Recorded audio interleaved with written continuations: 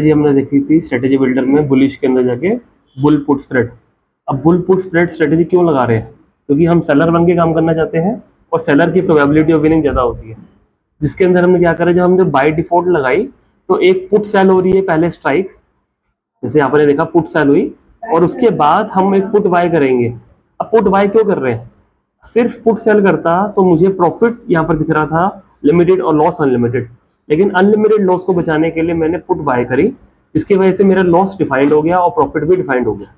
मेरी प्रोबेबिलिटी इसमें ज़्यादा रहती है बुल पुट स्प्रेड के अंदर बजाय कॉल बाय के। पैसे भी आपके कम लगते हैं, आप जानते हैं, सिर्फ सेलिंग करने में 1-1.5 लाख रुपए लगता है, लेकिन स्प्रेड बनाने में पैसे आपके 19,000 के आसपास लग रहे हैं। अगर आपको दिख रहा है यहाँ पर आपकी प्रोबेबिलिटी 61% है, आप इसको चेंज करना चाहते हो, तो यहाँ पर जाके अपनी स्ट्राइक्स को चेंज करो। आप अपनी पुट सेल की स्ट्राइक को अगर और अंदर ले जाओगे तो आपकी प्रोबेबिलिटी बढ़ जाएगी। यहाँ पर जैसे मैं इन द मनी ले गया तो मेरी प्रोबेबिलिटी 71% पहुंच गई, लेकिन वहीं मेरा रिस्क टू रिवार्ड में चेंज हो गया।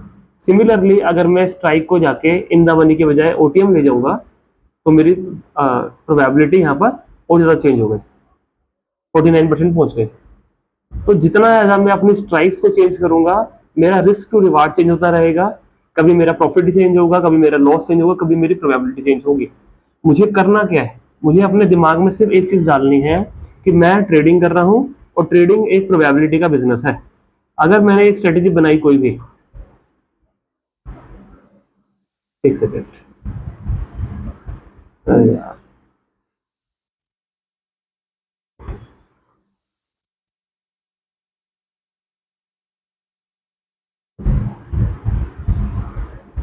जी,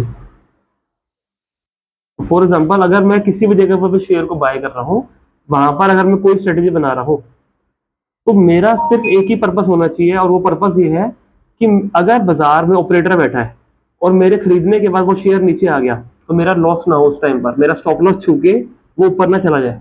उस चीज को बचाने की वजह से मैं ये स्ट्रेटेजीज कर रहा हूँ। इसीलिए मेरी प्रोबेबिलिटी 50% से ज्यादा तो हमेशा होनी चाहिए, क्योंकि बाय डिफॉल्ट ही 50 है।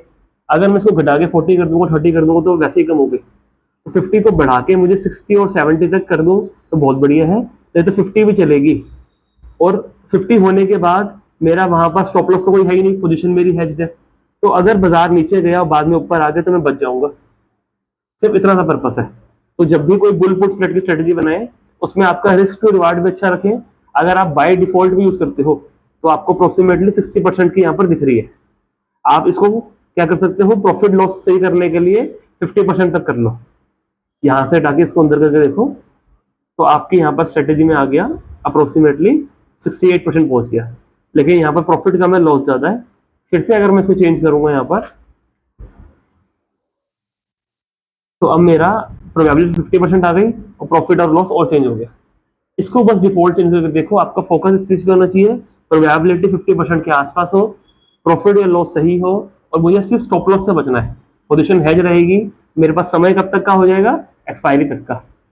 वही गेम खेल लिया।